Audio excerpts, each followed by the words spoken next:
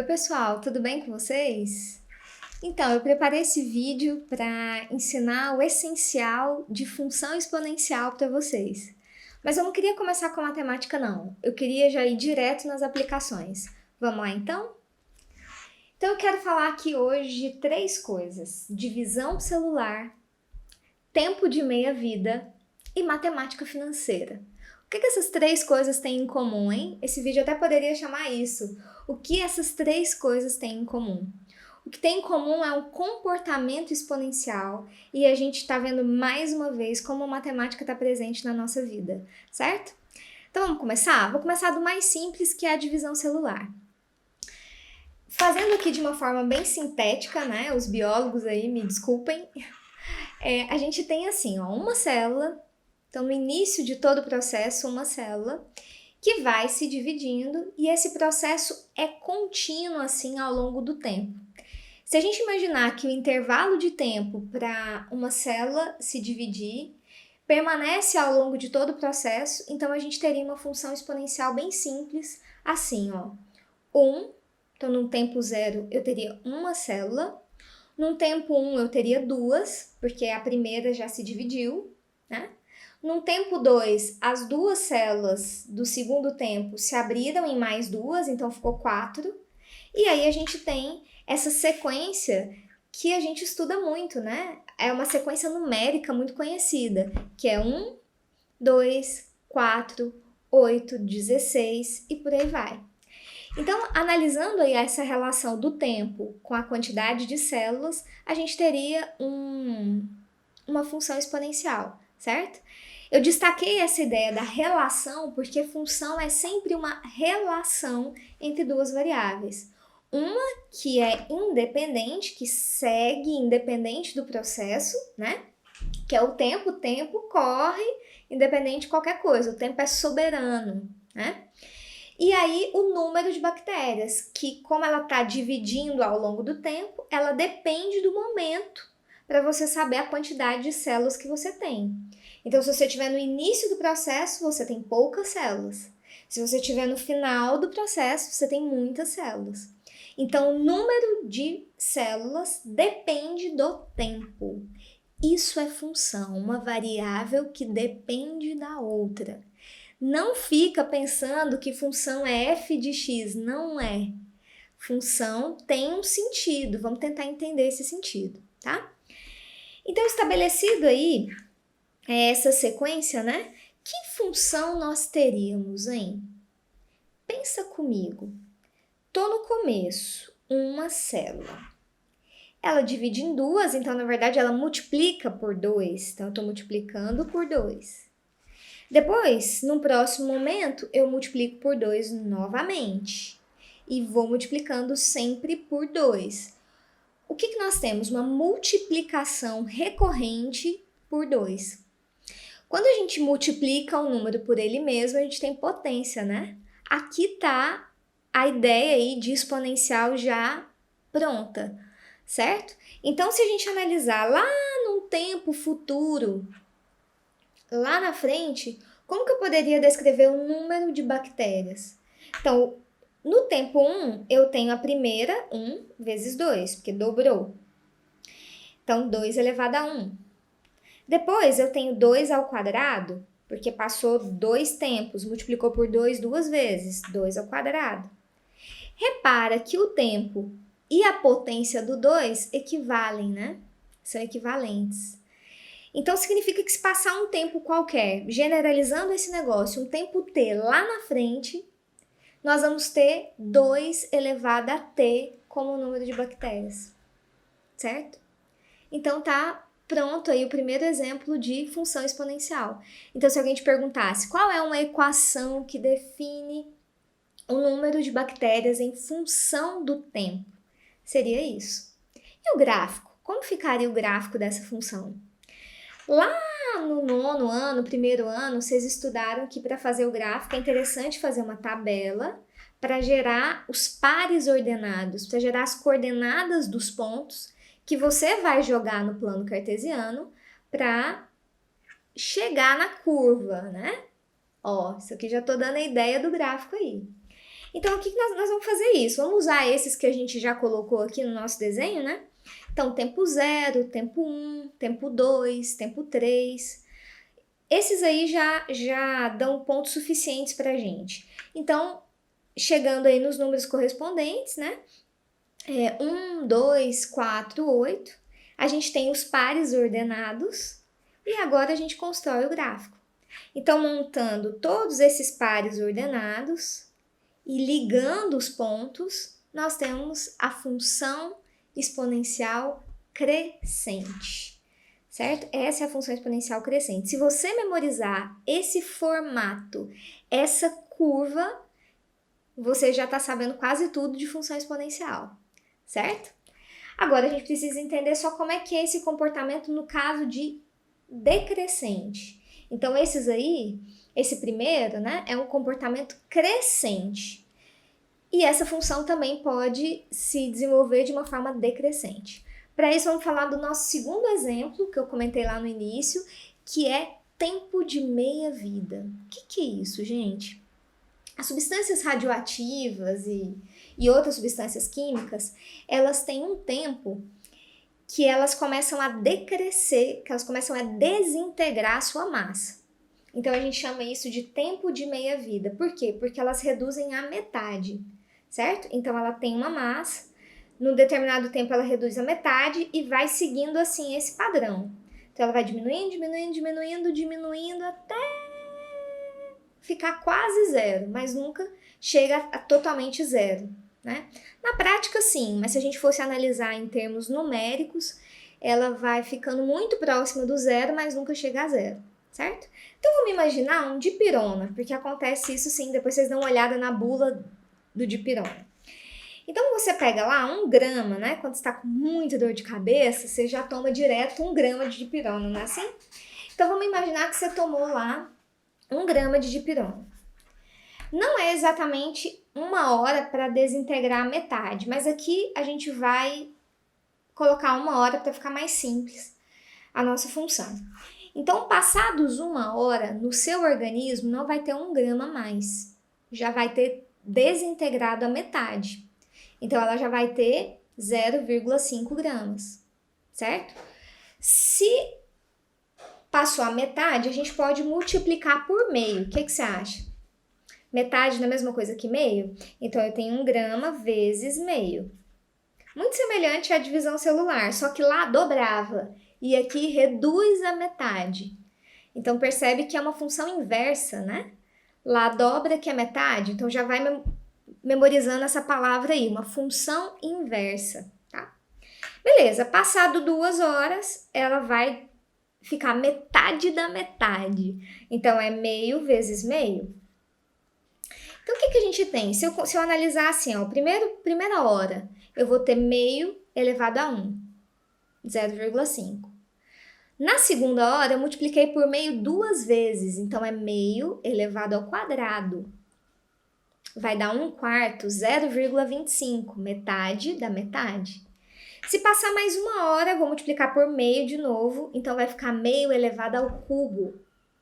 E assim sucessivamente. De forma que quando tiver um tempo lá no futuro, a gente vai ter uma massa da dipirona que é meio elevado a t.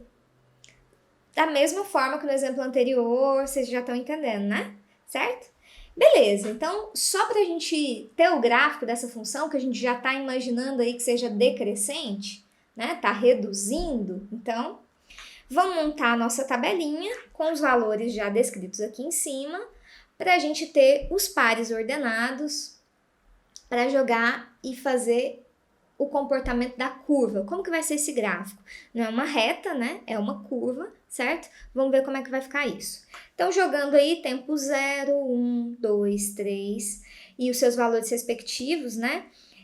Meio, 1/4, 1/8 e por aí vai.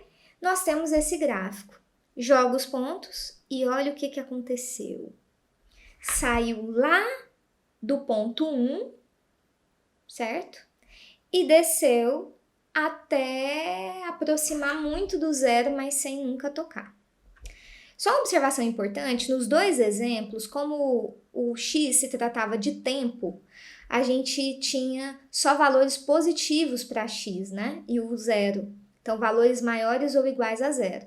Mas essa função, ela está definida também para antes de zero, tá? Ela está definida para todos os reais, certo? O que a gente precisa estabelecer aqui é que essa base, que a gente estudou essas duas, 2 no primeiro exemplo e meio no segundo exemplo, essa base tem que ser sempre positiva, ela não pode ser negativa, porque senão ela vai ficar indefinida para alguns valores, certo? E ela também não pode ser 1, porque se 1 elevado a qualquer coisa é sempre 1. Então, se eu tivesse base igual a 1, eu teria uma função constante, 1, certo? E não uma função exponencial. Não, a gente não quer isso, tá? Então, vamos lá. A função exponencial tem que ser sempre maior que 0 e diferente de 1. E o que nós vimos aqui, pelos exemplos, não tem nada de teoria, vocês viram, foi que quando esse valor 2, né, no primeiro caso, então quando essa base foi maior que 1, a função foi crescente.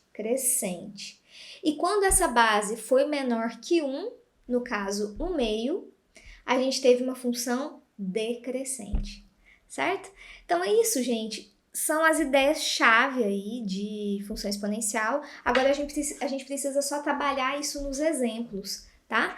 A gente precisa ver um exemplo aí de função de matemática financeira e outros mais. Se você pegar 2 exemplos e entender bem, você já consegue fazer todos os outros, certo? Então vamos lá. Então, pessoal, vamos para o nosso exemplo de matemática financeira. Como assim, professora? Matemática financeira aqui dentro do exponencial. É que os juros compostos, eles demonstram um comportamento exponencial. O juros simples é um comportamento linear, ou seja, cresce de forma constante. O juro composto não. A cada intervalo de tempo, a gente tem uma variação diferente. Nesse caso, maior do que a anterior, certo?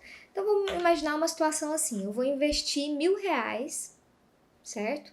A uma taxa de 10% ao ano. Mais ou menos uma taxa da poupança, né? Então, 10% ao ano. Quando a gente fala de matemática financeira, o capital final, ele é o capital inicial mais o juro, né? Então, o montante, ele vai ser sempre o capital inicial mais o rendimento naquele período, né?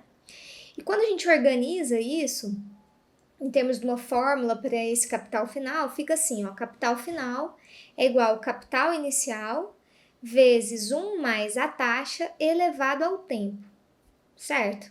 Vamos ver isso aqui no comportamento aqui desse capital, que vocês vão entender melhor. Quando vocês estudarem matemática financeira, isso vai ficar muito claro, né? Mas por enquanto vamos ter só uma noção intuitiva, certo? Então nós tínhamos, ó, R$1.000 investido a uma taxa de 10% ao ano, então daqui a um ano eu tenho 1.100, porque é o 1.000 mais o 100, que é o 10% de 1.000. Beleza, quando eu vou para o segundo intervalo, o 1.100 já é o meu capital agora. E quando eu fizer o 10% dele, eu já vou ter 110. Então, eu vou ter 1.100 mais 110, eu vou ter um próximo capital de 1.210. Se a gente analisar o que está acontecendo de um número para o outro, ele está sendo multiplicado por 1,1. Veja bem, 1.000 vezes 1,1 dá 1.100. 1.100 vezes 1,1 dá 1.210, certo? Porque é o 100%, que é 1 inteiro, mais a taxa, que é 10%. Então, quando eu faço 100% mais 10%, dá 110%, e 110% é 1,1. Então, de um tempo para o outro, eu estou sempre multiplicando por 1,1. Veja, isso recorrente vai virar uma potência onde a base é 1,1, certo? Então, se eu te perguntar qual é a função que descreve o capital final em função do tempo, nós vamos ter o capital aqui, que é 1.000, vezes essa taxa, né, esse fator aí de correção, a gente poderia chamar assim, que é 1,1 elevado ao tempo, certo? E com essa função, ele pode perguntar várias coisas. Ele poderia perguntar assim, daqui 3 anos, qual vai ser o seu rendimento? E aí presta atenção, porque ele não está perguntando qual o capital, ele está perguntando qual o rendimento. Então, substituindo na função, a gente tem capital igual a 1.000 vezes 1,1 elevado a t. Substituindo nesse t o 3 anos, né? A gente tem 1.000 vezes 1,1 elevado a 3, que vai ficar 1.000 vezes essa continha aqui, dá 1,331. Faz aí no cantinho bem rapidinho para você ver. Né? Vai multiplicando 1,1 por ele mesmo 3 vezes. Então, multiplica 2 vezes, obtém a resposta. E depois multiplica mais uma vez e obtém a resposta. Então, você vai chegar em 1,331, certo? Multiplicando pelo 1.000, que era o capital inicial, nós temos o 1.331 reais. Essa é a resposta? Não, ele perguntou qual é o seu rendimento nesse período de 3 anos, né? Então, rendimento, o que você tem que fazer? Você tem que subtrair do capital inicial. Então, 1.331 menos 1.000. Então, dá o seu rendimento de 331 reais, certo? Tudo bem? Agora vamos para um outro exemplo mais interessante aqui, que caiu no Enem do ano passado. Ele falava o seguinte, gente, que estava analisando em um laboratório, né, fazendo um teste com algumas bactérias. Então ele falava assim, um laboratório realizou um teste para calcular a velocidade de reprodução de um tipo de bactéria. Para tanto, realizou um experimento para observar a reprodução de uma quantidade X dessas bactérias por um período de 2 horas. Após esse período, constava no habitáculo do experimento uma população de 189.440 da citada bactéria. Constatou-se assim que a população de bactérias dobrava a cada 0,25 hora. A quantidade inicial de bactérias era de... Então, o que nós temos aí, gente? Um probleminha muito semelhante ao que a gente fez lá no exemplo inicial, né, de divisão celular, porque aqui dobra, então é muito parecido com esse padrão, certo? Mas vamos interpretar aqui, ó. Ele disse o seguinte, tem uma quantidade X, que eu não sei, que dobra a cada 0,25 hora. E vai dobrando durante 2 horas até chegar em 189.440. Como é que eu faço para descobrir quem é a população inicial X dentro dessa lógica aí? O que vocês me dizem? Então, analisa aqui, anota todo esse comportamento, né, que a gente foi comentando, e vamos pensar, se passaram 2 horas, quantos tempos de 0,25 horas se passaram? Passaram 8, né?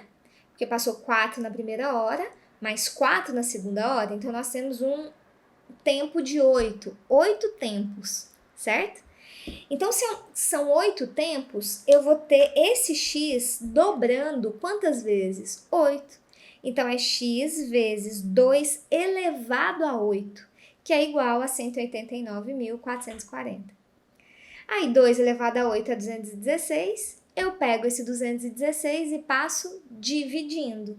Então, eu vou ter X igual a 189.440 dividido por 256. Então, X, que é a população inicial, é igual a 740 bactérias. Gostaram? Viram como é importante a gente entender a ideia? Nenhuma regrinha de equação exponencial, potência ia te ajudar aqui se não fosse a interpretação, certo? Então, a gente fica por aqui com essa introdução, esse entendimento de tudo que é exponencial. E na próxima aula eu vou explorar só um pouquinho as equações e as inequações dentro de exemplos assim do Enem, tá? Então, não perca. Um beijo para vocês, bons estudos e até mais.